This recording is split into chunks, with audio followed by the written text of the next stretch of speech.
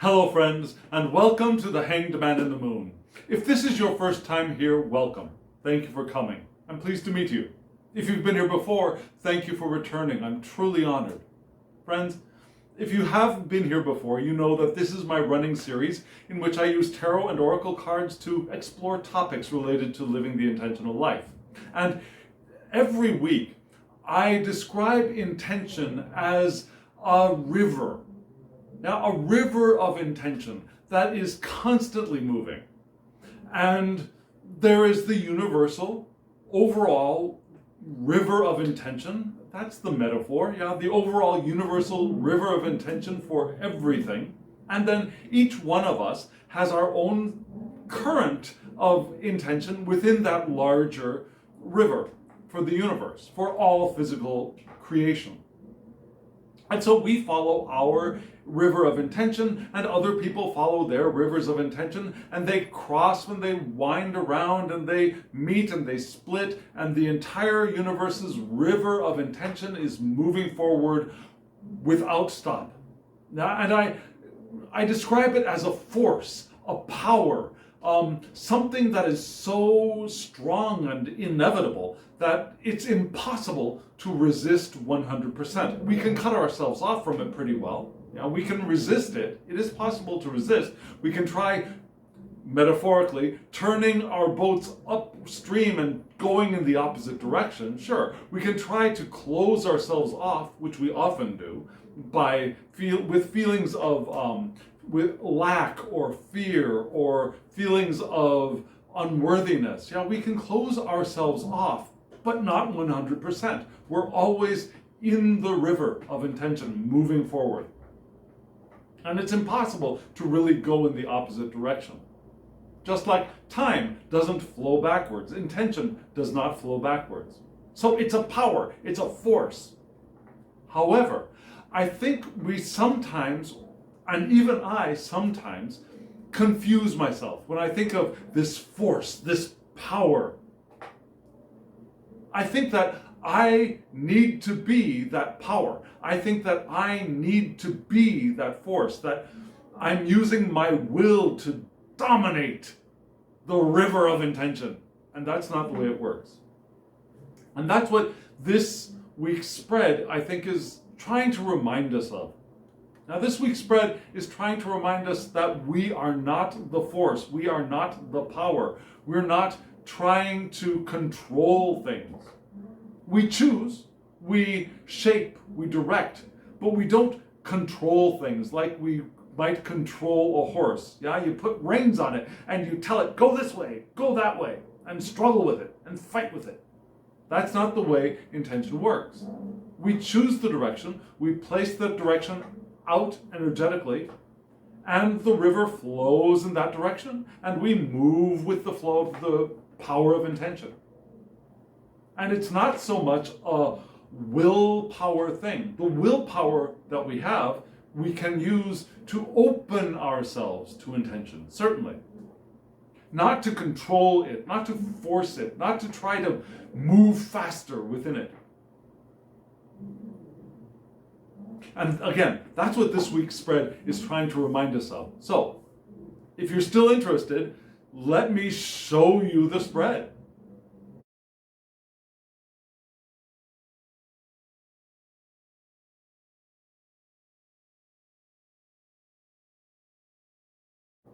I say this every week. Isn't it a beautiful spread? And it is a beautiful spread. It's a gorgeous spread. If this is your first time here, this is the third week in a row that I've used this setup, these cards together. And did you notice the Celtic theme of it? I will be using this spread with these cards until the new moon, and then we'll be switching them out. But just as I said with the previous set of cards and the one before that and the ones that will come next, these are beautiful cards, and these are working together so wonderfully in this spread. This time, last time, always. I'm blessed to have guidance in choosing my decks. So, what did we see? If this is your first time here, let me give you a little bit of an explanation. Oh, and because I haven't mentioned it, if you are curious about the decks, as usual, at the end of this video, there will be a short clip that gives you the names of the decks and the names of the creators. Be forewarned, the two tarot decks that I'm using are ones that I have modified fairly drastically. So if you order them and you purchase them, I have links below that you can go check them out with. If you purchase them, they're going to look very different. The borders will be there, the titles will still be there. I locked all of that off. And if you're interested in finding out how to modify these decks, I also will try to remember to put a link to Dawn Michelle at Boho Tarot. She gives wonderful deck mod instructions. She is the one I learned from. So, those decks have been modified, just so you know. Now, what did we see in the spread? We saw 3 cards in the center. They are oracle cards, and they give us the general idea, the theme, the thesis statement for this spread. And then, as you might see in an essay, around that central set of cards, there were 4 sets of other cards. One of them was an inquiry card, a card with a question, and that card was answered by 2 tarot cards, one from 2 different decks. So we're going to start with, as you would in an essay, the thesis statement with the oracle cards. Are you ready to dive in? Let's take a look.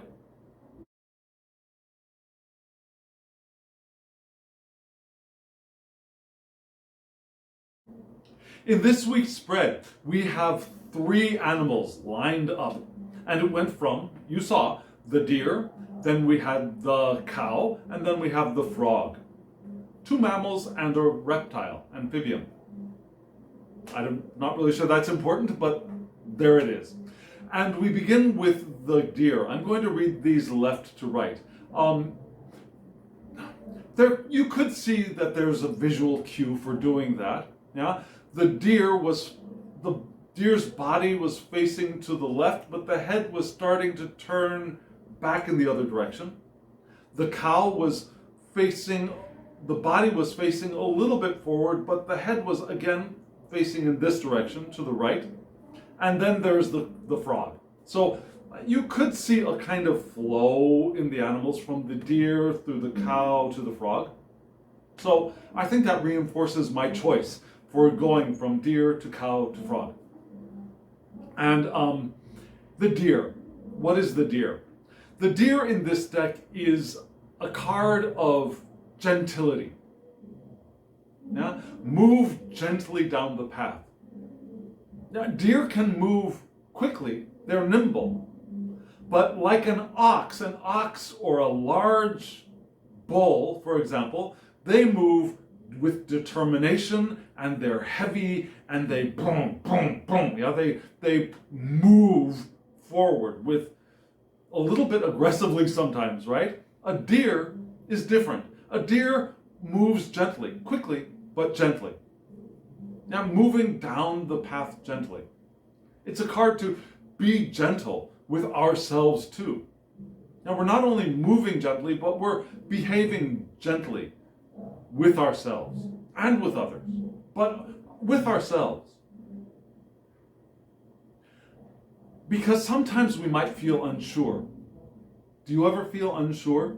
Do you ever feel like, okay, if you are living the intentional life, do you ever feel like you've placed the things that you want on your current of intention, your river of intention, and because they're not there yet, you start to feel a little bit unsure, a little bit like things aren't going the way that you had hoped that they would, and you're wondering where your experience, your stuff, your creation is, and you start to feel insecure a little bit. Has that ever happened to you? It happens to me. It happens to me a lot. And so at these times, this card is reminding us, rather than beating ourselves up as if we're doing something wrong, or we've gotten it wrong, or we're somehow lacking, or we don't have the talent, or we're mistaken, instead of beating ourselves up for that, to treat ourselves gently. And it's also here to remind us not to mistake gentleness for weakness. Yeah? There is a gentle strength in all of us. Now, before I get to the end of my understanding of this card, let's reel back to the idea of intention. Yeah? When I speak of intention, again, I speak of it as a power, as a force. But we are not the power. We are not the force. That doesn't mean we don't have power. Of course, we have power, but we aren't the power of intention. We move with the power of intention. We have power, certainly. But when we think of our relationship to intention, intention is the power. We move with it. And so, there are times when I think we all think we have to grab intention by the reins and make it behave for us. And that, for one, is impossible. For another, works against our own interests. This card is here to remind us to move smoothly and, yes, gently with the power of intention. Rather than trying to struggle with or against it, to move gently with it. And as we move gently with intention, we will move much more easily, much more swiftly, with much more facility than we might otherwise do. Now, some people think that the way that we get attention, the way that we get admiration, the way that we get the pats on the back is by showing how hard we've worked, how hard we've struggled for what we wanted. We also applaud other people for the suffering that they endured to become this famous, wonderful person that they are. And that's fine, but I think we're reinforcing the wrong thing. I think we're reinforcing the idea that we have to struggle to succeed. We have to suffer to create. And that's not necessarily true. It's not to dismiss the beneficial effects of suffering in our lives, which there are. Now, suffering teaches. Suffering helps us learn. Suffering helps us make decisions. I don't want that, I want this. This hurts, I want something else. Suffering teaches us again. Yeah? We learn from our past mistakes, there are no mistakes. We learn from our past, the suffering that we've experienced. We learn and we're able to grow, to evolve. All of that is true. But it's also not necessary in our life of success. It's there. It is helpful. And if we can accept that, can we also accept that it's also not necessary? Not that we want to eliminate it. We actually want it in our lives. Suffering, really, we can allow the suffering to happen and for us to experience it without having to applaud it and feel like I've got to suffer in order to do something, in order to experience something, in order to love. I have to suffer in order to love. If I'm not suffering, I'm not loving well enough. There are people out there who think that, and I'm not. Maybe, do you think that? If you do, I understand you completely. I've thought that myself. But I think we want to differentiate the suffering, the education we get from our suffering, and the success. And we can applaud the success without having to back it up with the credentials of suffering. Without saying that the suffering is bad, without saying that the suffering is something we want to ignore, or we want to eliminate, or we want to somehow make go away. We can acknowledge the suffering that we have experienced, that others have experienced, and say, yes, you have suffered. And you've let that suffering go and you've succeeded. We can applaud the success without having to reinforce the suffering or suppress the suffering. Suppression of suffering is what they call toxic positivity, spiritual bypassing. We don't want that. That's neither helpful nor healthful in our lives. We acknowledge the suffering. We acknowledge the pain. We grow from it. And that's that. And then there is the applause and the joy of the success of the creation. And they're connected. But again, we don't have to use one to make the other. Does that make sense? And still, as the deer, when we are suffering, we don't want to beat ourselves up for suffering. We don't want to, again, spiritual bypass or whitewash the suffering. We want to experience it, recognize it for what it is, being gentle with ourselves. Again, the deer. And we don't want to mistake gentleness for weakness. Yeah, moving gently and smoothly with the power of intention is not the weak choice. It's actually the stronger choice. It's a choice of opening ourselves up to the power of intention. Because as we open up to intention, we open up to everything. When we close ourselves off from some things, we're also cutting ourselves off to a certain degree from the power of intention. To fully open ourselves to the power of intention is a very vulnerable, very strong position. It's soft, it's gentle, and it's very strong. There is a lot of strength that is required to open up that fully.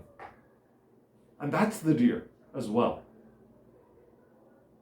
And then we have one more thing. Diplomacy. Diplomacy. The deer is also here to remind us that, remember, we're being gentle with ourselves. We also want to be gentle with others. We want to be diplomatic with others.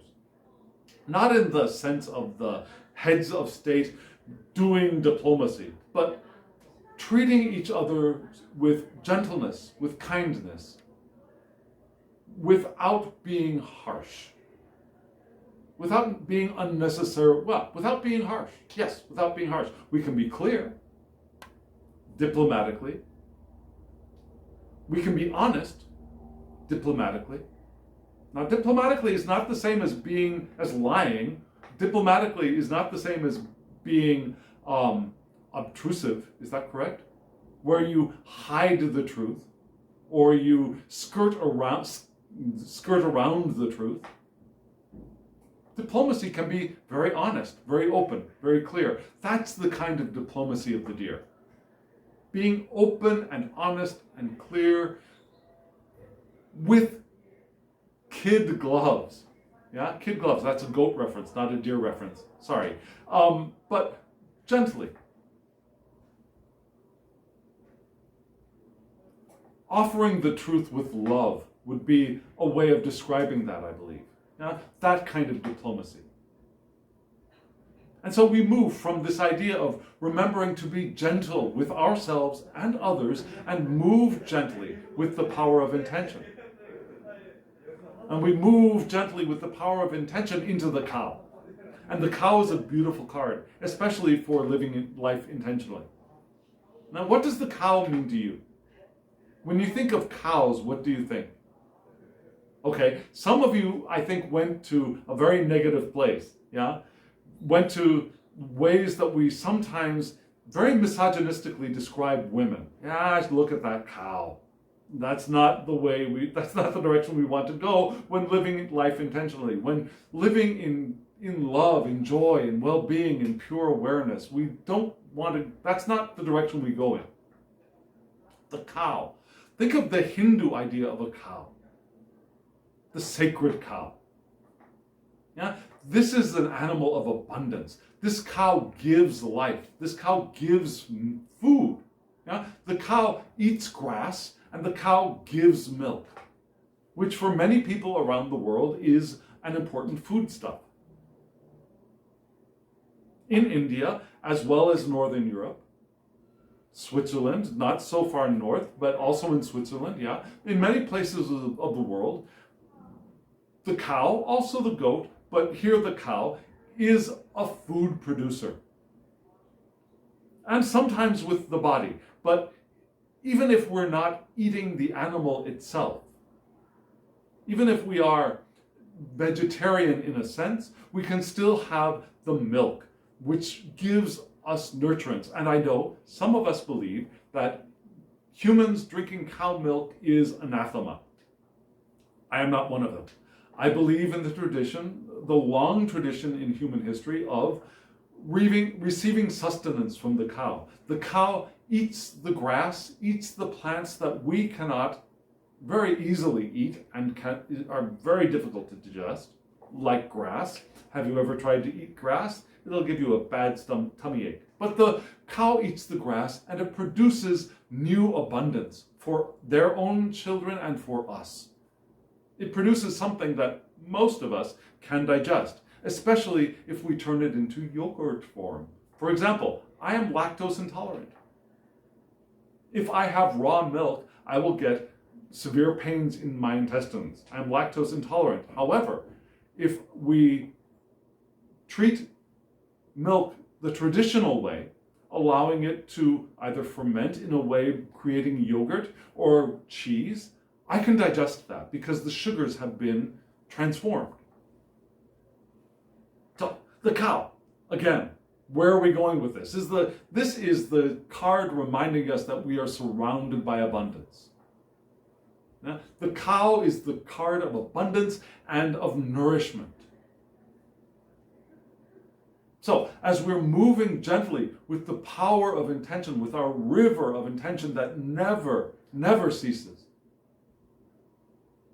we recognize that we are surrounded by abundance and nourishment. We can allow ourselves to be fed gently, with care.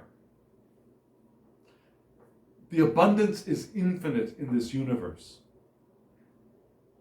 It truly is infinite. Do you understand that idea? That this universe, this planet, is infinitely abundant. And yes, we look at people who are starving. We look at resources like crude oil, and we see that some resources appear to be limited. Some people clearly have difficulty finding the resources that they want. And yet, this universe is still abundant. This planet is still abundant. Can you wrap your mind around both of those at the same time without making either one of them wrong?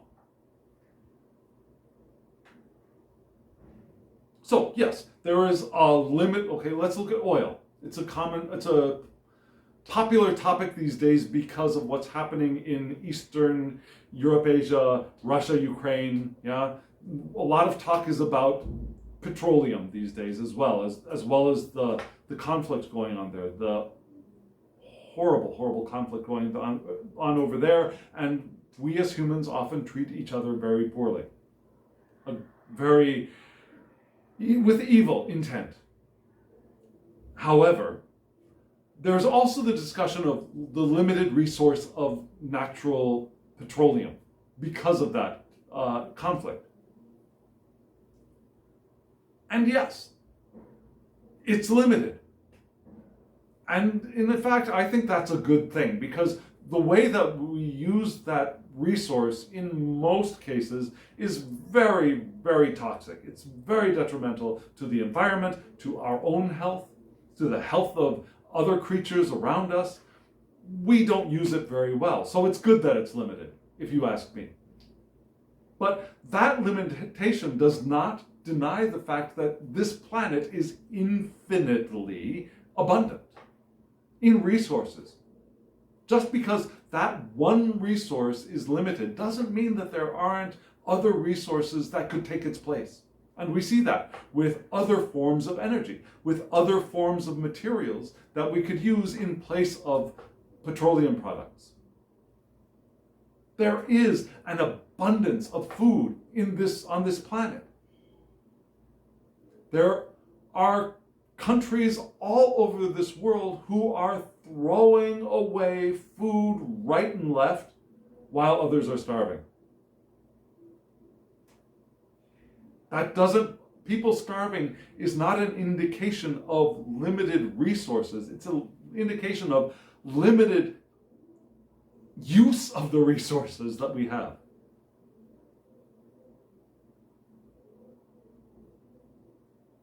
Also, we create limitation by our lack mindfulness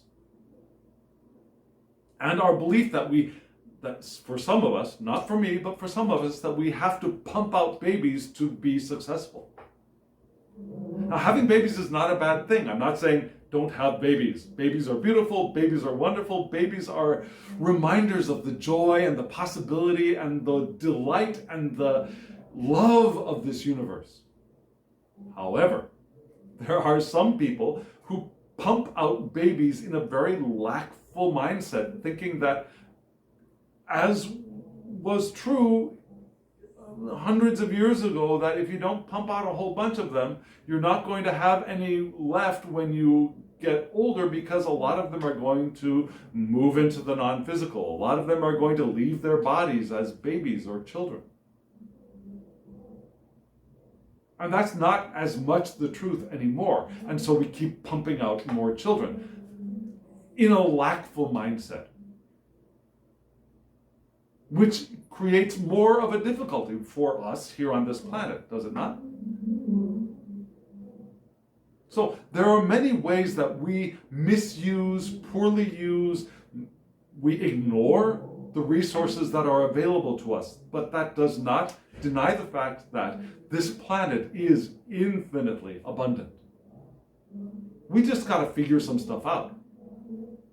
And that's what this card is here to remind us of, the abundance that is here, the nourishment that is here. And it's here to remind us to till the soil. Yeah? We till the soil for the cow to eat, to produce abundance for us. So we want to do the work. And I know a lot of people who go to law of attraction, for example. A lot of people who go to the law of attraction think that, okay, I can sit on my preferred seat, whatever that is, my couch, my plantain, my floor, and I will sit on my preferred seat and I will wait for stuff to appear. Because that's what law of attraction is all about. So, the people who choose that, and the people who point at law of attraction and say that it's idiotic or teaches the wrong understanding of the world, both sets of people are wrong. Both sets of people are misunderstanding the idea of law of attraction and also the power of intention. Law of attraction, yes, is true. It's a law, really. I mean, like gravity is a law. Not like the driving laws are a law, but like gravity is a law. It's true, and it's true because we do ask for things. The moment we ask for things, they are ready for us to receive. We have to get ready to receive them. We have to open ourselves to receive them. We also have to open ourselves to move in the direction of them. And part of that journey is action. Law of attraction and living life intentionally does not disclude action. In fact, it must include action. But it's the kind of action that's important. It's not the action of to-do lists or It's not the action of to-do lists in the sense of I'm going to write this out and I'm going to get it done come hell or high water. It's not the action of goal setting and for getting myself to move in the direction with my effort and my willpower, and I'm going to make it happen. Now, there are possibilities for to-do lists, of course. I'm going off on tangents all over the place this time, but there are possibilities for to-do lists that are very in line with law of attraction and also living life intentionally. Now, the to-do list of joy, I'm going to do this, and I'm going to do this, and I'm going to do this, and I've made this list of intentions, and I'm going to do them, and I'm going to enjoy doing them, and I'm going to find pleasure in doing them. And as I find pleasure in doing them, as I find joy in doing them, I'm going to open even more, and I'm going to be moving much more quickly and much more gracefully and much more gently with the power of intention. That kind of to-do list is magnificent. The to-do lists of, I gotta get this done, I gotta get this done, oh, I forgot to do this, not that kind of to-do list. So we want to be clear about how we're going to use our lists. And one way is very in line with living life intentionally and the power of attraction. But we do enjoy. We do because we can't help but do. We do because it enlivens us and makes life interesting and allows us to explore our curiosity. All of those things are actions, and we love action because that's the reason why we're here in these bodies of ours. That's why we are co-creating these bodies of ours, because we're here to enjoy doing stuff. And that's what this card is here to remind us of as well, that we want to do stuff. We want to till the soil. Till the soil in joy, in recognition of abundance, in expectation and hope. Kind of like the 7 of cups leads to the 8 of coin. I know, I'm switching my symbols and my metaphors, but still. The 7 of cups of imagination leads to okay, let's go from the 7 of coin to 8 of coin, the 7 of pentacles to 8 of pentacles, where we planted and we're waiting, and then we do the work. And after we've done the work, we get to the 9 of abundance and success and satisfaction. Now that's what this card is here to remind us of as well. And also to remind us that we do the work, we till the soil, the grass will grow, and the cow will eat, and we will experience abundance. And to remind us that ask and we will receive. Now, law of attraction, ask and we receive. Because law of attraction is part of this whole idea of living the intentional life. We ask, we place it on our river of intention, and it's ready for us to receive, and we move with intention in the direction of receiving it. Gently, smoothly. And the cow here moves into the frog. Remember the frog? We've got one more card there. The frog. The frog is here to remind us that this is an odd thing. I would not think of the frog in this way, but the frog is here to remind us that it's time to declutter. I didn't know that frogs were declutterers, but the frog is here to remind us to declutter. To declutter our physical space, our homes, our offices, our cupboards, our closets, our mental space. Get rid of the crap in here. Now remember, we don't get rid of it the same way. Now we can declutter our homes by looking at things and deciding things that I don't use this anymore, I don't need this anymore, this is no longer working, and I can move it out of my living area. In the mind, we do it differently. In the mind, we can't take a thought and say, I don't need this anymore. Poof. Wish we could. That would make meditation so much easier. Oh, there's the thought I don't want. Poof. If we could actually take it and just toss it away, that would be wonderful. But actually, there's an easier way. In the mental space, what do? We allow it to pass out of our attention. We allow it to move with the river of thought into the past, like a leaf floating on a river, without getting involved with it, without grabbing it, and looking at it, and examining it, and making it bigger. Yeah? We allow the thought to pass us by. Not blaming the leaf for being there and not blaming ourselves for noticing it. Actually, we should congratulate ourselves for noticing it, because oftentimes we don't notice the thoughts that we're thinking. Did you know that? We don't notice all of the thoughts we're thinking. And when we do notice the thought, we can congratulate ourselves. I noticed that. I saw that. And I'm letting it go. Because it will go naturally. That's the way to declutter the mind. And we also want to declutter our emotional space as well. Declutter our heart. And that might require us to let go of some relationships. There might be some relationships that are no longer helpful for us, and we want to let them go. And that's part of decluttering our emotional life. So the frog is here to remind us to declutter. If it doesn't support us, we want to let it go. Whether it's an object, whether it's a thought, whether it's a feeling. That doesn't mean repressing feelings. Again, we're not talking about toxic positivity. Slapping a smiley face sticker on top of pain or suffering. Doesn't mean that. It means to let it go. We experience it, we learn from it, and then we let it go. Instead of carrying it forward as a badge of honor, because it's that suffering that's going to make my success plausible. It's going to be my certificate for getting the things that I want. That's not what we want to do. We want to declutter our emotional space as well.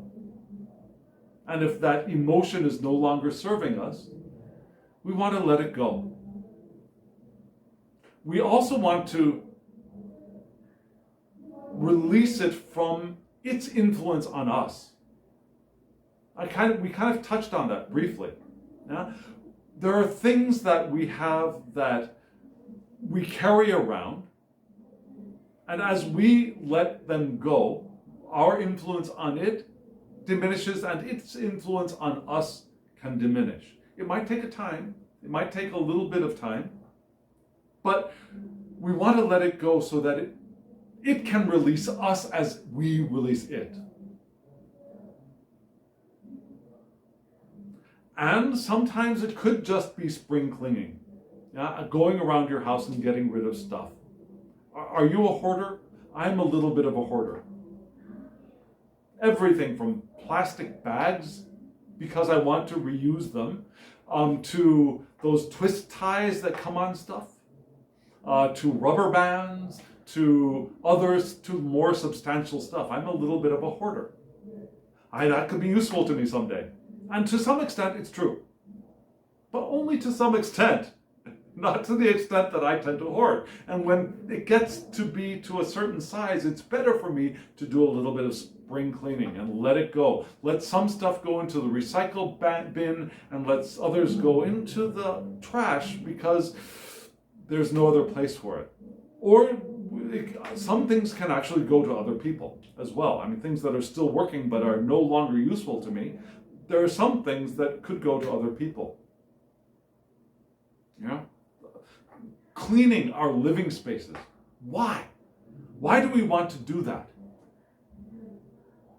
There are two reasons. One is, even in our living space, the more stuff we have that we have to take care of, that stuff is draining our energy. It's draining from us. It drains us of our time. We have to clean it. We have to maintain it in some way. It drains us of our energy. There's an energetic drain for stuff around us, especially stuff that is no longer feeding us. Some stuff feeds us. Some stuff we look at and we get energized. We get excited. We get emotionally connected to it, and we experience more love. We see a photograph of a loved one and we feel that love, and it feeds us. But not all of the stuff feeds us that way. And for the stuff that is not feeding us, we are feeding it. And we want to clear it out so that we have more room.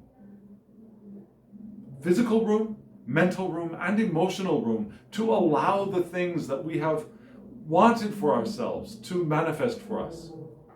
Some of that slow manifestation is because we just don't have the space for it in our minds, in our hearts, or in our physical spaces. So this frog card is also here to remind us to clear out the space so that we can receive the relationships, the jobs, the stuff, the experiences, the artistic creations that we want to create.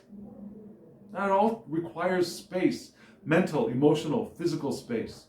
So we want to clear out space for the new to come in, for us to receive the abundance that there is in this universe. Gently, smoothly. And we can do the decluttering gently and smoothly as well. We don't have to pick stuff up and smash it against the garbage can. Yeah? We can do it gently, smoothly, like a Zen practice, if that makes sense to you. So friends, we just went through those 3 cards, and probably in longer fashion than I usually do. But I think these cards are very important, and the message is important. And it gives us a clear, deep understanding of living life intentionally. Now we have 4 questions to explore. Let's move on to that first question.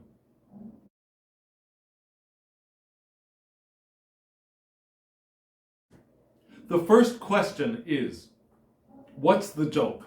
And if you've been here before, you know that I'm still a little bit uncomfortable when this question appears. Because of my adolescence, probably. Yeah? My grandmother would look at me and say, everything's a joke to you. Yeah? Or, what's the joke? Yeah, there's this bit of sarcasm and negativity associated with that word joke for me. And I react to it every time it appears in these spreads.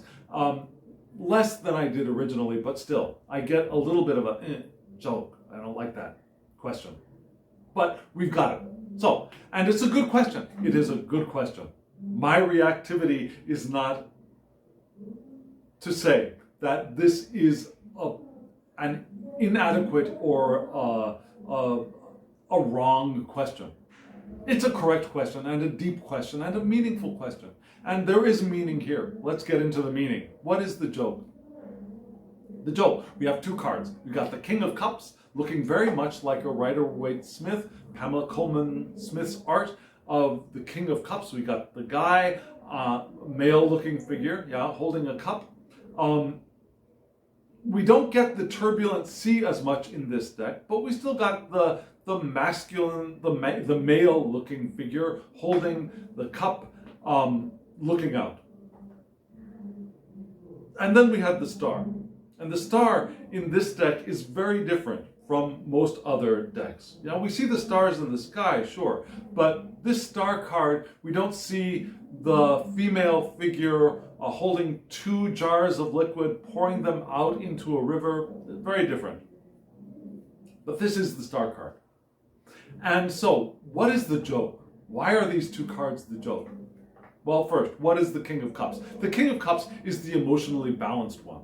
The one who in the turbulent sea can keep their cool, can keep emotionally stable.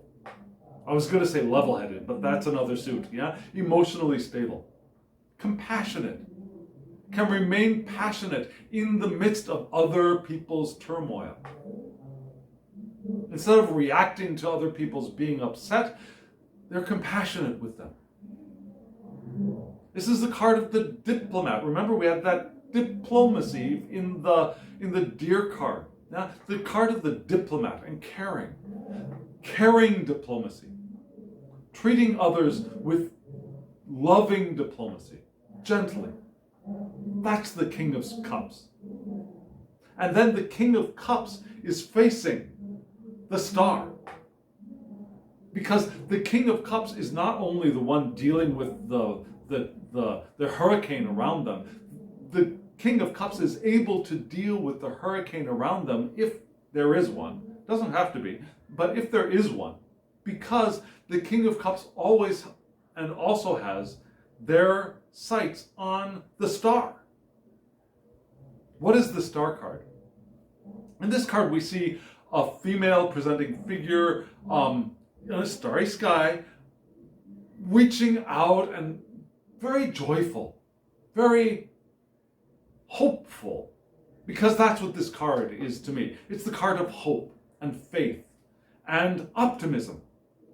Now, the King of Cups is able to stay steady because the King of Cups is also looking at the optimism, the hope, the faith in things working out, that everyone is love.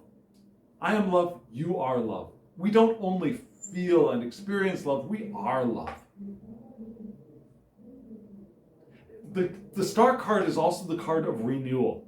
So even if things around us are turbulent, the king knows that there is renewal at the other end of that. Because this star card, where is it in the spectrum of the major arcana? The star card is right after the tower. The tower, where things collapse, where things crack open, where things are disrupted and uncomfortable and different, and perhaps there is a lot of suffering there.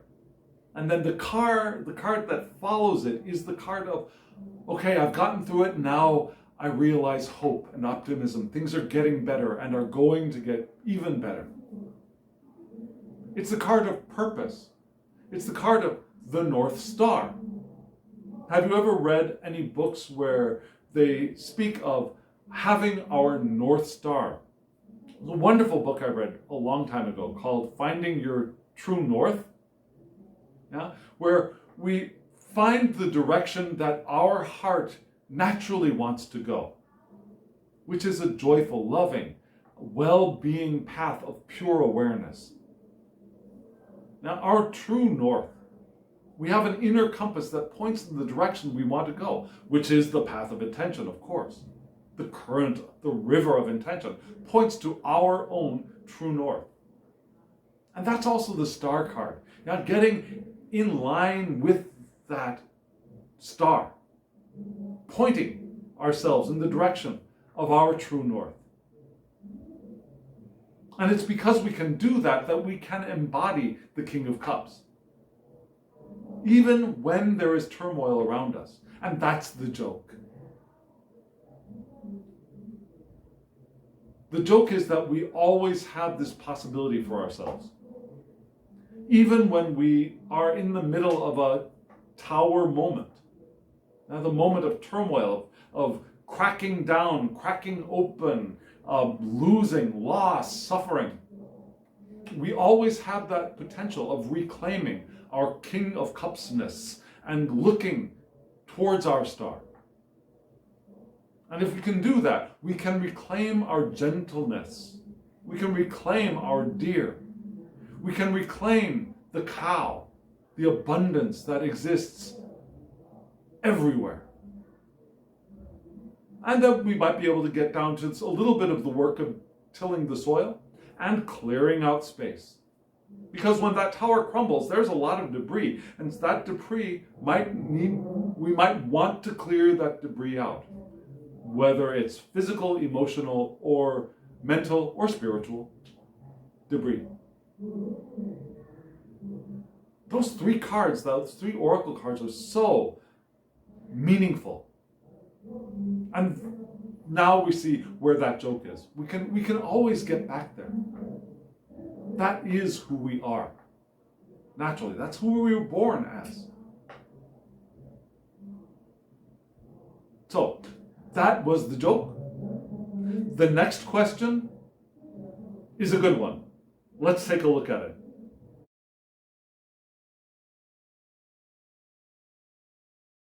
The next question, what can I receive more fully? So here we just came from opening up, getting emotionally stable, pointing north. So what can I receive more clearly? More fully, I'm sorry, more fully. And the way for us to receive more fully, first, of course, is to open our arms for reception. But then we have two cards answering this question. Interesting cards. One is the Two of Cups. One is the Ten of Pentacles. Two of Cups card in this deck looks very similar to Pamela Coleman Smith's depiction. We've got two figures holding cups, facing each other. We don't get the winged lion up above their heads or the caduceus, but we've got the figures facing each other holding cups. And that's the card of unified love, if you will. Yeah, love of unity and love in unity. Two people.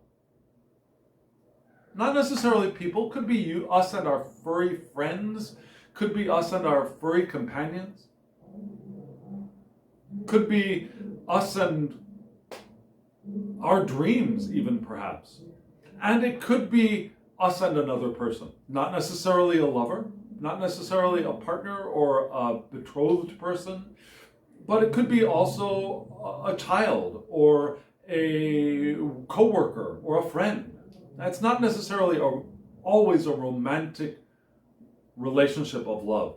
It could be a familial relationship of love, or a fraternal, between siblings, or a platonic kind of love between friends. But it's a unity in that love sphere. Partnership as well. And mutual attraction, sometimes it is that romantics card. Yeah, it could be mutual attraction. I think you're kind of hot and you think I'm kind of hot. Mutual attraction. Friendship as well. And cooperation. Working together, being able to interact cooperatively. That's what the Two of Cups card is. Sometimes romantic, sometimes not. But two people or two beings interacting with each other emotionally in love. And remember that love covers a broad spectrum of relationships, from that of a romantic, intimate, sexual kind of love to a more platonic or more friendly kind of love. And everything in between. So the Two of Cups, what can I receive more fully? I can receive my connection to other beings, because this is a co-creative universe, is it not? As it is a co-creative universe, our cooperation with each other, our co-creation with each other is all there is. It's that co-creation that creates this universe and creates our universes, and the way that our individual universes interact. It's all part of this Two of Cups card, because it's an emotional interaction, primarily. Energetic, emotional interaction. And this Two of Cups card is pointing to that, and something that we can open ourselves to more fully. And then we move right from that Two of Cups, that emotional connection, to a very physical, earthy card of the Ten of Pentacles, which can be wealth. It can be wealth. Yeah? It can be financial security. It can be stability, financial stability of resources, whatever they may be. Now, the physical stuff of our existence. It could be money, it could be our homes, it could be the land we exist on. It could be the stuff that we have in our homes, the stuff that we use, our tools, our devices. It could also be our bodies, our health. Yeah, stability of the health of the body. Could be all of that. And we can receive that more fully. We can receive the existence of what is, and we can receive what is developing, how the stuff that we have is evolving. As we perhaps move in the space that we exist in now, or to another space, as we move to a new home, to a new city. We can receive that more fully. When I moved to this new city recently, I didn't do so well, honestly. I was very resistant to the move. I was reactive to the move. I closed myself off and I fell into panic several times during not only the process of actually moving stuff from here to there, but the first few months especially in this new city, I was in high resistance and I was in panic mode a lot of the time. And that wasn't receiving fully this new space for myself. Now I could have received this space more fully, much more quickly, much sooner than I did. So receiving the material wealth, the abundance that is there. It's also receiving long-term success. Now the Ten of Pentacles can be a success card in a sense. A financial, material success, and we can receive that more fully as well. Some of us, I don't know if you do, notice that we resist our own success from time to time, or often. But we can receive our success more fully, allow it to come to us, without having to back it up with suffering. Now, I don't know if you noticed this card, but in this card, there were 9 pentacles up on the wall, above an archway or a door. This card is different from Pamela Coleman Smith's version of the Ten of Pentacles, where the 10 pentacles are in the tree of life formation. This had 9 pentacles in a square, very stable formation, like on a banner hanging from a wall. And there was one more pentacle, that 10th pentacle. Did you see it? It's kind of hard to see. It's lying on a table.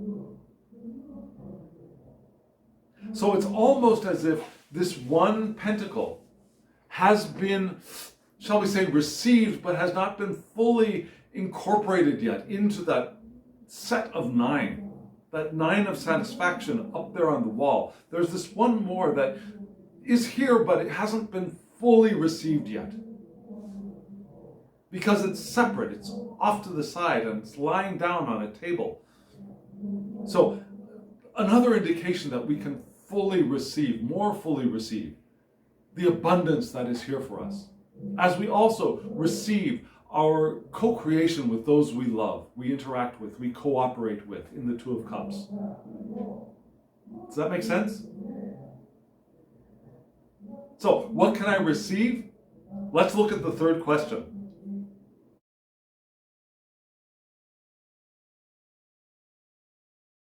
The third question is, what am I ready for?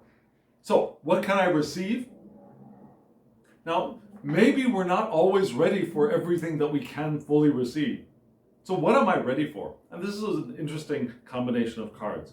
And it's from this card, this set of cards, this set of answers, that my next video, which I use Tarot de Marseille to answer one question from this spread. Yeah? The question I pulled from this larger spread comes from these answers. What am I ready for? The first is the Seven of Wands. That was a surprising card for me. And then the Six of Cups. So I was still a little bit curious about the answer of the Seven of Wands. So I used that card to ask the next question, and stay tuned for that video. But what am I ready for? The Seven of Wands, challenge, protection. Now you saw this figure standing up on a rocky knoll of some sort. Not a grassy knoll, but a rocky knoll. And that person is holding one spear, and there were 6 other spears coming up from below. You can kind of see people's heads a little bit. You don't see people in the art drawn by Pamela Coleman Smith. You can only see the one figure standing tall and the wands coming up from below, but you don't see who are the people holding the wands from below. This one we can see a couple of tops of heads. which is okay. I actually prefer not seeing anybody, and I'll tell you why. But this is the card of protection. Yeah, perseverance and tenacity as well. This figure is standing their ground. They're tenacious. They're persevering in the face of opposition, in the face of challenge. And it's also the card of resistance and opposition from the exterior world, certainly. But if we're living our lives intentionally, and we recognize the power of intention, we also recognize that what we experience as the external world is a mirror of our internal world. The resistance that we experience from without is a reflection, a projection of the resistance that we are carrying with us within. And so for me, the most intriguing thing about the Seven of Wands is the challenge from within. Those internal challenges, not so much thoughts, not so much emotions, but the bursts of resistance, the fire of resistance that springs up from within, the challenges to our desires that we create for ourselves. The I'm not worthy enough. The I never get it done. I'm not good enough. I'll never succeed. Now I'm relating them in terms of thoughts, but these are also the resistant fire from within ourselves. And of course I have to relate them with thought forms because this is a thought form medium. But we have those resistant urges that come, and there's conflict within us a lot of the time. That push me, pull you that happens from within us, to which we react emotionally, about which we have thoughts. But there is that initial struggle within. And that's what this Seven of Wands means to me a lot of the time. And here as well. Because we want to receive that. We want to be ready for it when it happens. And if we are ready to receive, we are ready for it to happen. If we are embodying our King of Cups, we are ready for it when it happens. We have the tools. We know what we can do to allow ourselves to soothe ourselves, to be gentle with ourselves like the deer. Now, when that struggle starts to happen, we can King of Cups ourselves and we can deer ourselves. We can be gentle with ourselves and we can observe that struggle within from an emotionally stable place. And we can diplomatically within our own sphere of our own existence work with that. Allow it to dissipate. Recognize the truth that the conflict is not necessary and allow it to soften so that we can reclaim our gentleness. And then we have the Six of Cups. And I'm ready for that too. Now the Six of Cups is often a very positive card, but I don't think it's such a positive card in this case. Yeah? The Wands are the present moment conflicts from within. The Six of Cups is a card of emotional attachment to the past. It's nostalgia, which can be wonderful. We can invigorate ourselves with the nostalgia we have. Remember when we were on that vacation and we had all of those wonderful experiences, and we talk about them and we re-experience those emotions and we vitalize ourselves. That's possible. But there's another side of the Six of Cups, that those good old days. Remember the good old days that were better than the right now old day, the right now days. Yeah? The good old days and the bad now days. This is a card of reminiscence, memories, which can be wonderful until we place those as the good old days and this as the bad days that we have to suffer through. So, there are times, I don't know if you experience them, but there are times when I know many other people, look back at the past and think, oh, but it was so nice when that happened, or when life was like this, or what life was like that, or I was living here, or I was with this person, or we were doing these things. That was good and this is not. So this Six of Cups card contains within it that dissatisfaction with the present and the glorifying of the past. And I can be ready for that as well. I can be ready for that. Just as I'm ready for the internal conflict that arises here right now in the present moment, I can be ready for those moments of the good old days and be ready to recognize that, no, okay, I'm gilding the past unnaturally, and I am ignoring the beauty of the present. Because the Six of Cups is also innocence and joy. The innocence and joy of the moment.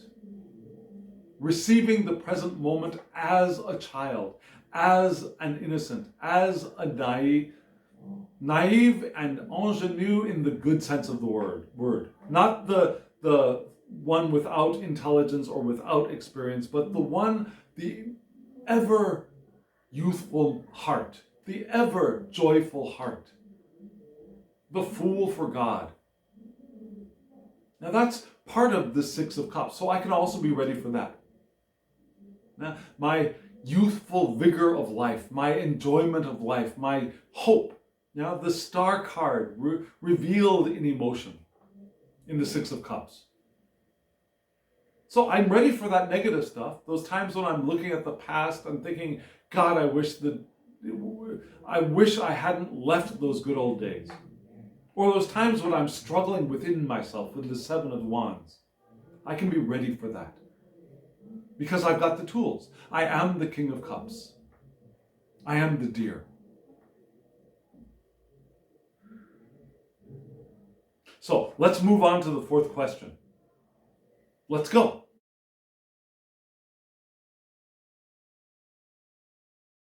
This last question could not be a more perfect question, I believe. Let's see where we've gotten so far. Just a moment. So we've come from the three oracle cards: the deer, the cow, and the frog. Yeah, gentleness, moving gently through life, tilling the ground and receiving the abundance around us and clearing out space so that we can be more open to receiving the abundance that exists, the infinite abundance that exists, that we don't have to struggle to receive, but we can open ourselves like the deer and move gently and be gentle with ourselves as we are gentle with others. And the joke is that we are the King of Cups looking at the North Star. And we can embody our emotional stability, retain our hope and our optimism as we treat the others around us who are suffering and who are banging up against each other gently. And then we can receive more fully the co-creative emotional connection that we have with each other as we receive more fully the abundance and wealth that is available for each of us. Whatever that is. Whatever our intention is. Because your abundance and wealth is going to be different from my abundance and wealth. We have different intentions. We have different imaginations of what that is supposed to look like and feel like and smell like and taste like. And then we move into what am I ready for? I'm ready for those times when those seven wands come up and start bashing me against my drive, my fire. Now my fire, my passion starts to bang up against each other. And I'm ready for the times when I start crooning or start looking at the good old days and wishing that I were back in the past, as I reclaim my innocence and joy. And so now we get to the question of what needs to be balanced. Because as we are the deer moving gently in our metaphoric boats, moving gently with the powerful current of intention, when we're in our boats, we want to be balanced, right? Because when we're unbalanced, our boats can tip over. We can capsize. We'll get back up again, certainly. It's not the end of the universe if our boat capsizes. We turn it back over. And we don't need to blame ourselves for getting out of balance. We learn. That's how a child of 7 months, 8 months, 9 months, who's starting to get up and trying to walk and trying to figure out how to move or use their body. When they collapse, when they lose their balance, are we going to go up and beat them over the head and say, no, you did that wrong? Is that falling down a bad thing? Even if we're not blaming them, are we looking at that falling experience as a bad thing? Hopefully not. That falling down experience is a beautiful thing. It's what teaches. It's the learning experience. You try stuff out, you try things out, and if this works and this doesn't work, and do it this way and try it this way. That's the learning experience of experimentation and curiosity and how do I do this? So, we want balance, but we don't want to beat ourselves up for losing our balance, right? So, what needs to be balanced? I don't like the word need, but what needs the word to be balanced? And here we have, again, the 10 of Pentacles, and then we have the 5 of Wands. And we're going to look at this 10 of Pentacles first. The 10 of Pentacles, remember the first one, the image was very different. In the first 10 of Pentacles, we saw a family in their living space perhaps, and they're going about their daily life. They look active, they look,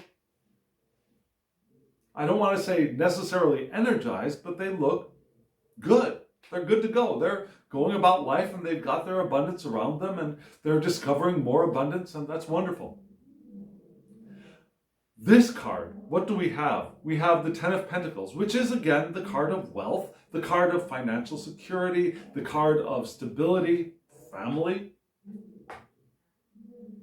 But if you look at this art, these people don't look all that energized, do they? You saw the older figure sitting back in their chair, kind of like this. Now, there's a younger, maybe a grandchild figure kneeling down right beside them with petting a dog, a blue dog, but a dog, maybe a wolf, but an animal companion. And there was a figure up in the door behind, lifting something up, one of the pentacles, perhaps. There's another figure behind them. I mean, there are other people, they're all doing different stuff, but these people don't look very energized to me. They look kind of, okay, so sometimes that happens. You know, we get comfortable, we get stable, and we get lethargic.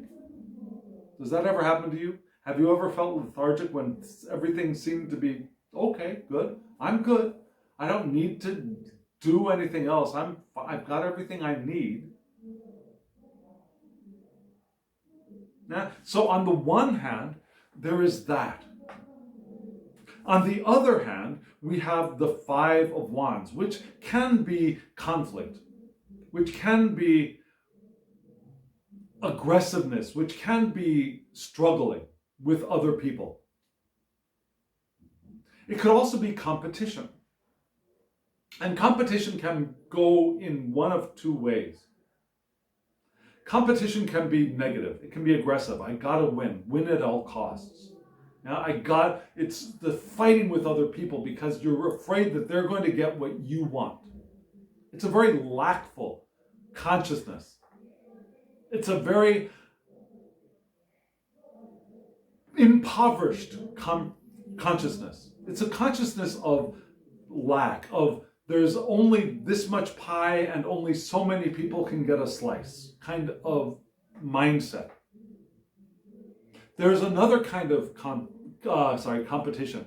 The competition with others or with self that is playful. That is, I'm going to do what I can do, you do what you can do, and let's see what happens when we try doing stuff together.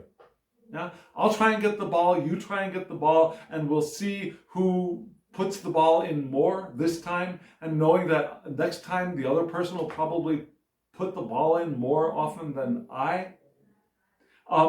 There's a playful kind of competition that could be here. One perhaps without even any winners, where we're just tossing the ball around, and it could be a competition, it could just be playfulness.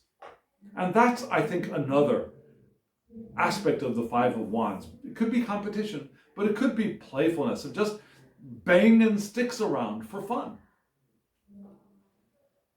Banging our passions around for fun, and maybe the possibility of discovering something new. Sometimes when we're banging our sticks together, a spark will emerge. Yeah? A spark of an inspiration or a spark of an idea can emerge from our banging around. Not in aggressiveness, but in playfulness and delight and fun. Now, taken too far, if we only do the fun stuff, we're going to burn out. We're going to get exhausted. If we only do the rest part from the 10 of coin, we're not going to get anything done. We're not going to have any fun. Things will start, the glow will begin to tarnish. Yeah, the silver will begin to tarnish if we don't polish it up. So we want to balance both of these, I believe. As we move gently with the river of intention, we want to balance activity of the Five of Wands with the stability and comfort and ease and relaxation of the Ten of Pentacles. Remembering that if we go too far in either direction, we're either going to burn out or we're going to become inert. And we don't want either of them, right? Does that make sense? And we want to find that middle road of gentleness in between them. We can have playful gentleness. Yeah? We can bang our sticks around without planning to bang the other person over the head, right? We can bang our sticks around with ease, with love, with joy, with fun. And knowing that it could turn into something else. It could turn not so gentle. It could turn aggressive and perhaps violent. But we don't want to go in that direction. We want to stay in the middle with our ease and gentleness and joy and fun, and allow ourselves to take breaks from that in the Ten of Pentacles and appreciate what we've already got, and then get up, and then when we're rested, play around a little bit. That's moving gently with the power of intention to me. Does that make sense? Does this whole spread seem as important as it does to me, to you? I'd love to hear from you. Let me know in the comments below. So friends, if you're still here, please hit that like button so I know that you've watched, and I get a sense that somebody out there is also getting something from this as I am. Love to hear that, and it benefits the channel as well. Not necessarily financially, I don't have that turned on, but it does benefit the channel in that it might be seen by more people.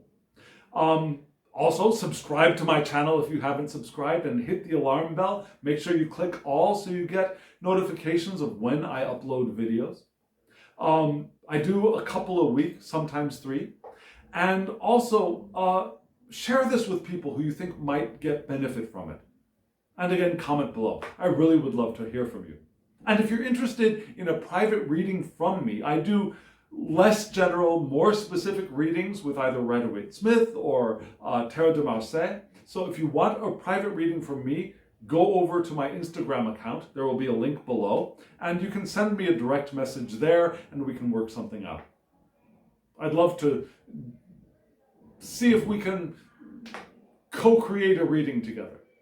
And friends, now, as always, I wish you love, joy, well-being, and pure awareness. Thank you.